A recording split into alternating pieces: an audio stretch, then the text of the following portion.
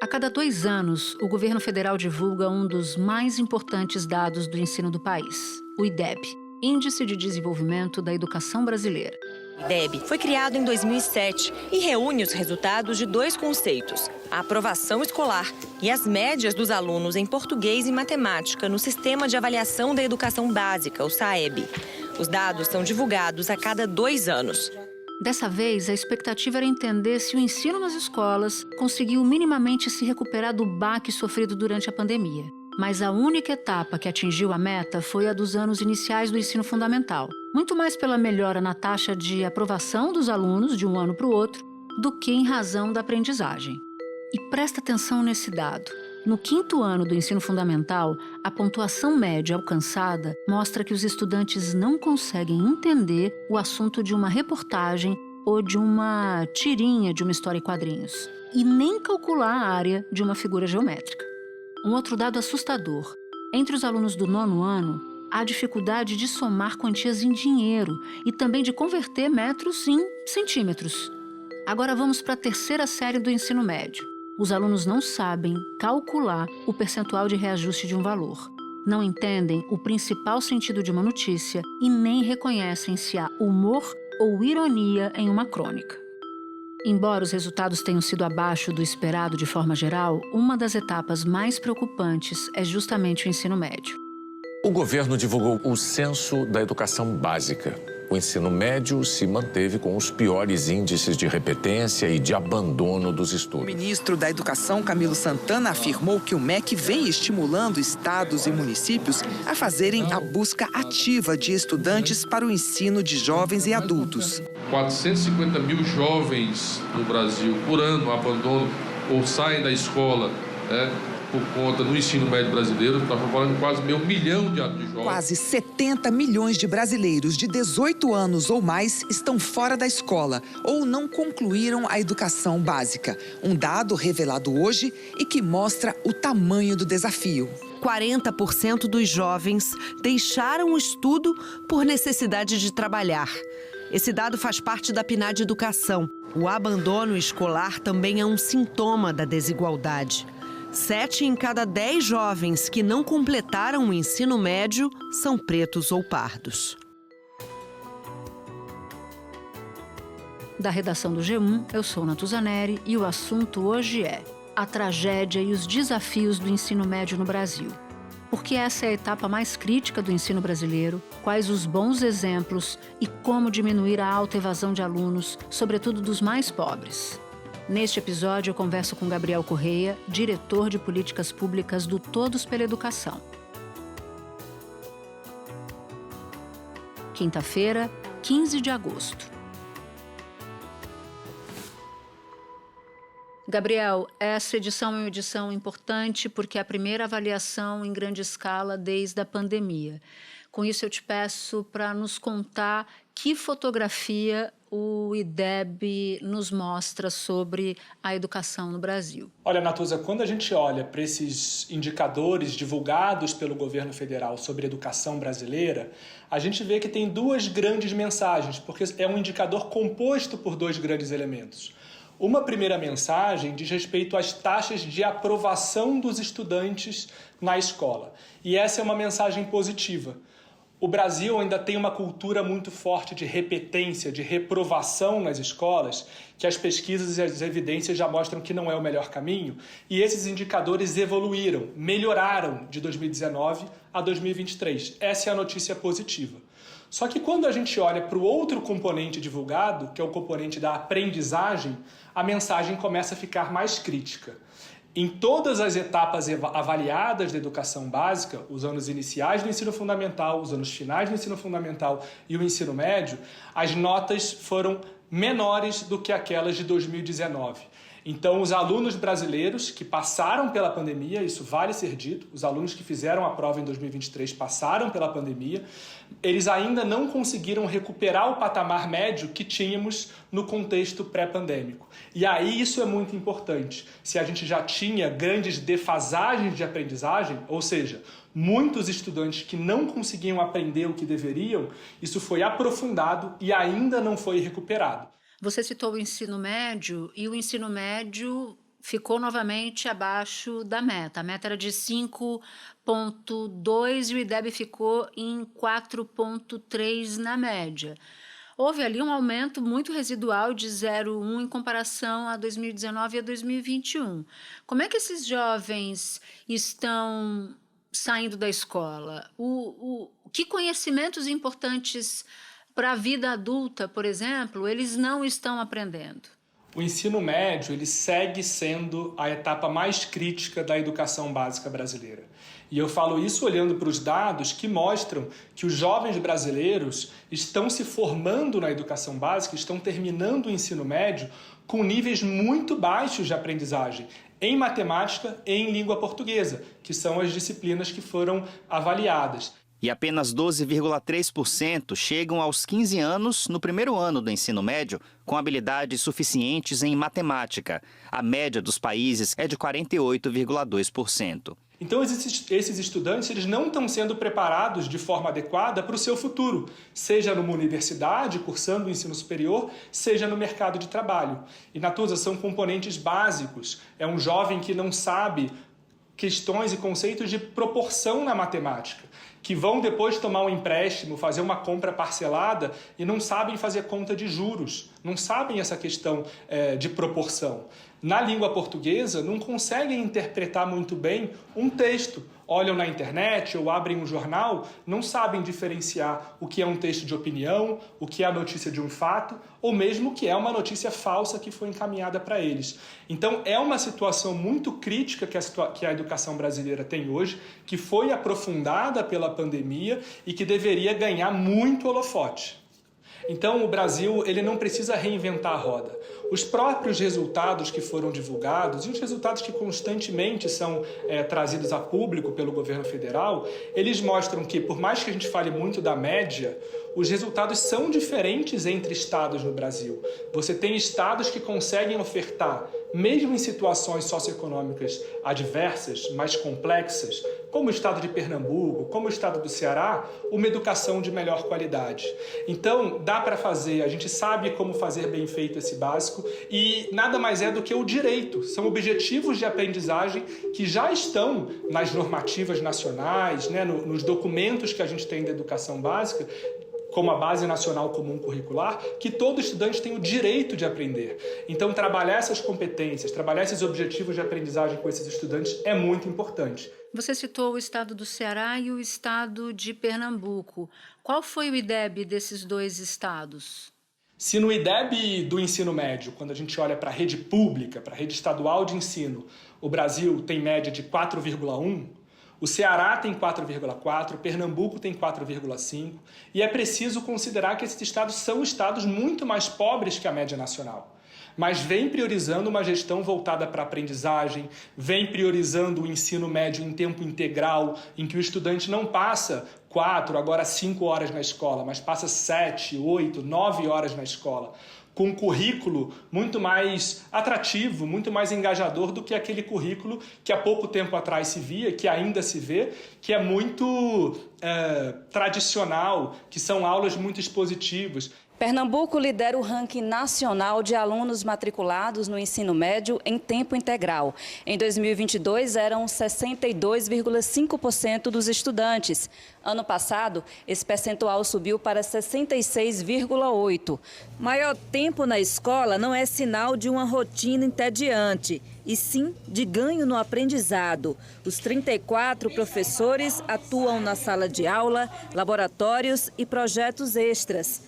Fora aquelas disciplinas básicas, os alunos têm investigação científica, educação socioemocional, leitura e reforço. Então, a pauta que esses estados vêm seguindo, e outros estados também, vale mencionar, e que várias pesquisas brasileiras, várias evidências mostram que dá resultado, é o ensino médio integral. É o ensino médio em tempo integral, em que o jovem fica mais tempo na escola, mas esse mais tempo na escola não é mais do mesmo. Ele tem um novo currículo, um novo modelo de escola em que ele consegue, sim, ter mais aulas de português, de matemática e de outras disciplinas, mas fazer outras atividades que compõem o que a gente chama na educação do desenvolvimento integral desse estudante. Ainda insistindo um pouco no que dá certo, né? O que tem dado mais certo do que em outros lugares, citando Pernambuco e Ceará, você mencionou que os orçamentos desses estados são orçamentos quase espartanos, né? Não são grandes orçamentos comparados com outros estados mais ricos. Eu fiquei com curiosidade de saber qual é o IDEB do ensino médio de São Paulo, do estado de São Paulo. O IDEB da rede pública de São Paulo, da rede estadual do estado de São Paulo, ele é inferior ao IDEB de Pernambuco e do Ceará. Ele é de 4,2, lembrando que a média nacional é 4,1. E algo importante de ser mencionado quando a gente fala de São Paulo é que nessa comparação de 2023 com 2019, São Paulo regrediu. O IDEB de São Paulo de 2023 é menor do que o IDEB de São Paulo de 2019, diferente de Pernambuco, de Ceará e de outros estados que também evoluíram muito. E aí aproveito para destacar o estado do Pará, que foi um estado que cresceu muito o IDEB, foi um avanço muito substancial, deixou a última colocação que tinha nas últimas edições, era o último resultado em comparação com os estados brasileiros, chegando ali a ter o 6º melhor resultado. É um avanço muito expressivo que aconteceu no estado do Pará, que merece destaque, porque a rede estadual avançou no ensino médio, de forma muito sólida, e também no ensino fundamental. E o segredo disso, a resposta para isso, melhor dizendo, está no ensino integral? Vai muito além disso. O ensino integral ele é uma estratégia muito importante para melhorar os resultados de ensino médio, mas, por exemplo, no caso do Pará, onde os resultados eram muito ruins, houve uma melhoria extraordinária da gestão educacional, de uma gestão que olhou de fato para a aprendizagem e que, com isso, conseguiu, ao longo dos últimos anos, apoiar escolas, apoiar os professores em suas aulas para melhorar a aprendizagem. O que significa isso? Você tem um currículo bem estruturado, ou seja, você tem clareza do que os professores precisam ensinar para os estudantes a cada ano escolar. Você ter bons materiais didáticos. Você ter avaliações que permitem acompanhar a aprendizagem dos estudantes e identificar aqueles que estão ficando para trás para fazer bons programas de reforço e de recuperação. E desenvolver, formar, oferecer desenvolvimento profissional para os professores. São múltiplas as alavancas que ajudam a explicar o avanço num resultado educacional. Mas para elas funcionarem de forma coerente, de forma sistêmica, a gestão pública precisa ser profissionalizada e ter uma boa gestão educacional na Secretaria de Educação e também no governo do Estado, no caso ou nas prefeituras, no caso dos municípios, um governante que de fato priorize a educação, o que infelizmente a gente sabe que não é tão comum no Brasil ainda. Agora, tem um outro ponto de alerta, que não é uma novidade, mas ainda assim um ponto de alerta, que é o volume de evasão. Então, olha só, o MEC mostrou que 30% dos jovens de até 19 anos simplesmente não terminaram essa etapa. E aí eu te pergunto, quais são as alternativas para isso? O governo lançou recentemente um programa Pé de Meia que dá incentivo, dá dinheiro para que os adolescentes terminem o ensino médio. O que mais precisa ser feito? Como é que você vê esse programa? Você vê esse programa com bons olhos ou só ele também não dá conta do recado? Queria um pouco do seu olhar sobre isso. A evasão no ensino médio é realmente muito crítica e as causas para esse fenômeno não estão só na educação. Isso é importante dizer, que ela também está associada com a pobreza e com outros elementos socioeconômicos. Apenas 6 de cada 10 brasileiros concluem o ensino médio até os 24 anos.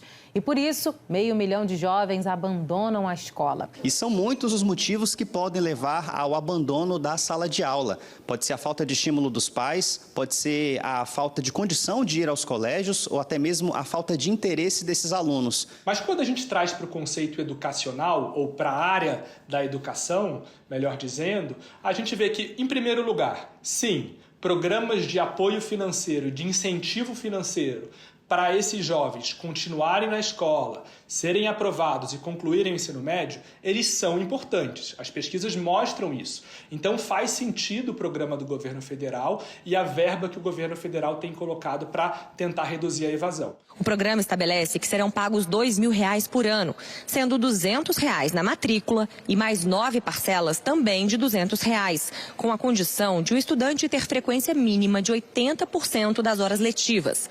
Esse dinheiro pode ser sacado a qualquer momento.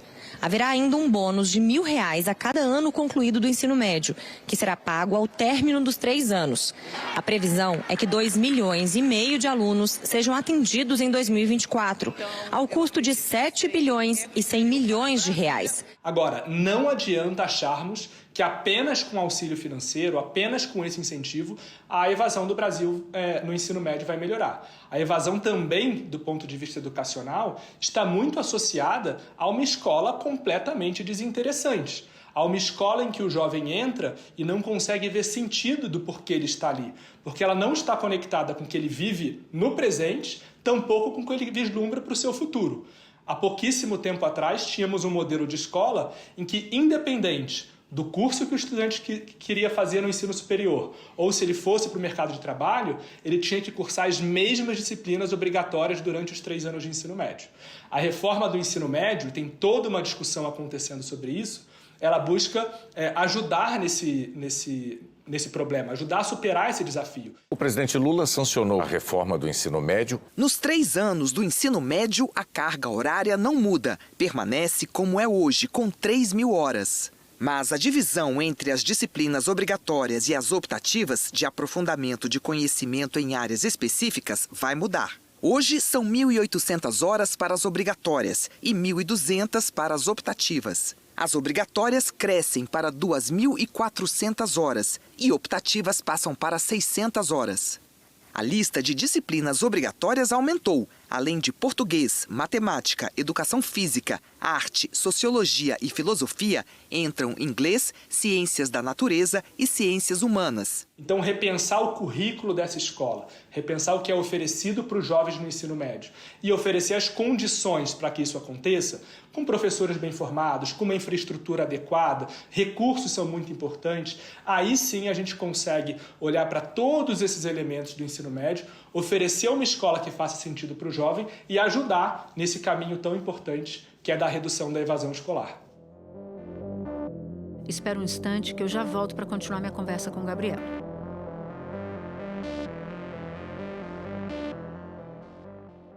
Bom, você citou Ceará, você citou Pernambuco, você citou São Paulo e me chama a atenção aqui o Rio de Janeiro. Qual é a posição do Rio de Janeiro? Qual é a situação do Rio de Janeiro nesse momento?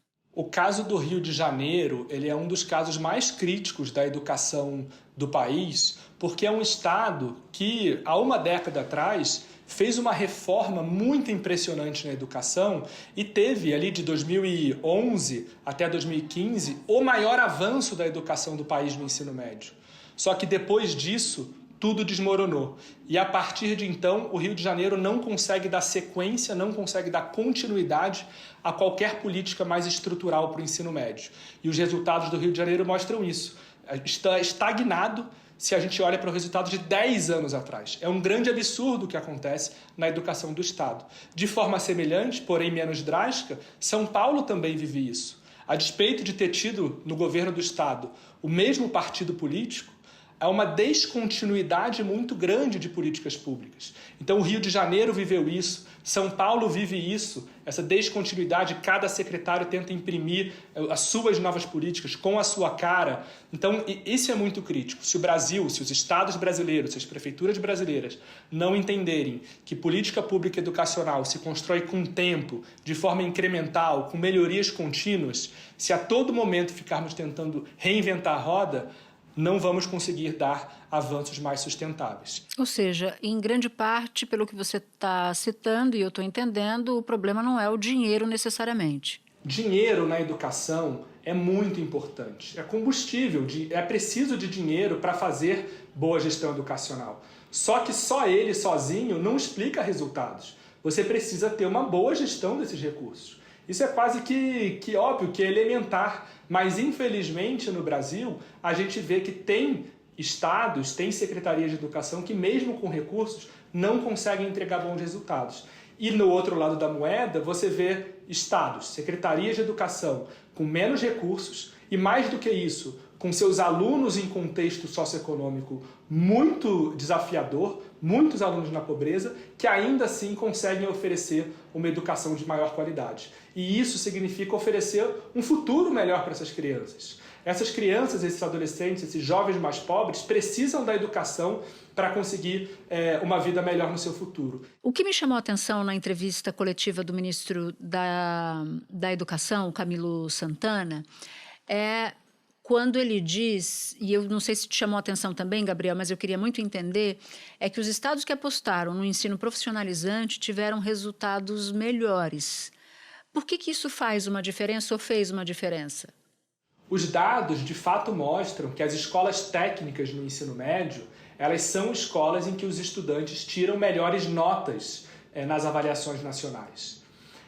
Por um lado, elas de fato são escolas melhores, elas têm mais investimento por aluno, elas têm professores mais bem preparados, a grande maioria delas é em tempo integral e elas oferecem um ensino médio que faz muito mais sentido para a vida desses jovens, que escolheu os cursos técnicos, né, e vem aquela perspectiva para o seu futuro. Então o modelo de escola é um modelo que na média funciona e que entrega melhores resultados.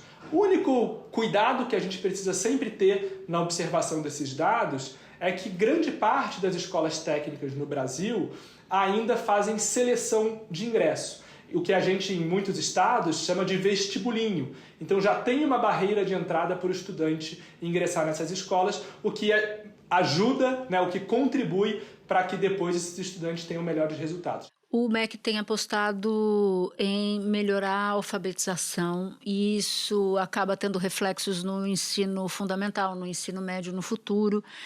Mas o que dá para fazer agora, Gabriel, com a geração que chega ao ensino médio com defasagens importantes? Muito disso vem da pandemia, você já nos explicou. Quais são as alternativas para recuperar pelo menos parte desse conhecimento, não vou dizer perdido, né? Não adquirido? De fato, olhar para a educação infantil na primeira infância e dar muita atenção para a alfabetização é fundamental para a gente ter no futuro um sistema educacional muito melhor em todas as etapas, porque o que é feito nesse início da trajetória escolar impacta todo o restante. Agora, não podemos esquecer que temos crianças, adolescentes, jovens que estão frequentando hoje as escolas brasileiras e estão com enormes defasagens de aprendizagem. Então é muito importante que todas as prefeituras, os governos estaduais e o Ministério da Educação, enquanto coordenador nacional, tenham o que chamamos na educação de uma política de recomposição das aprendizagens, que nada mais é do que uma política que olhe para essas defasagens, para esses desafios dos estudantes que deveriam ter aprendido, deveriam ter desenvolvido alguns conhecimentos e habilidades e ainda não desenvolveram. Então, desde os primeiros anos do ensino fundamental até o ensino médio, termos avaliações frequentes que consigam diagnosticar quais são essas defasagens que cada estudante tem. Depois, quais são as intervenções ou quais são as ações que a gente faz com esses estudantes? Com mais aulas, com aulas de reforço, com aulas de recuperação, com tutoria, para que eles possam recuperar conhecimentos básicos, fundamentais, para eles continuarem a trajetória. Não adianta um estudante entrar no ensino médio sem saber operar, multiplicar, dividir, fração, porque ele não vai conseguir depois desenvolver equação de segundo grau, aprender números complexos. Existem conhecimentos básicos que precisam ser desenvolvidos e essa política de recomposição de aprendizagens precisa estabelecer quais são esses conhecimentos, identificar aqueles estudantes que ainda não desenvolveram e atuar para que eles não fiquem para trás, porque eles têm esse direito de aprender. Gabriel, muito obrigada por você explicar tão bem todas essas dificuldades, esses desafios e também por apontar soluções. Bom trabalho, foi ótimo ter você de volta aqui no assunto. Obrigado, Natuza, muito obrigado por jogar luz nesses dados que são tão importantes para a educação e para o Brasil. Para você que ouviu o episódio até aqui, eu vou te fazer um convite: participar do canal do G1 no WhatsApp. Por lá você pode ativar as notificações e receber as principais notícias do dia direto no seu celular. Este foi o Assunto, podcast diário disponível no G1, no YouTube ou na sua plataforma de áudio preferida. Comigo na equipe do Assunto estão Mônica Mariotti, Amanda Polato, Carol Lorenzetti, Luiz Felipe Silva, Tiago Kazuroski e Gabriel de Campos. Neste episódio colaboraram também Vivi Mateus e Sara Rezende. Eu sou Natuzaneri e fico por aqui. Até o próximo assunto.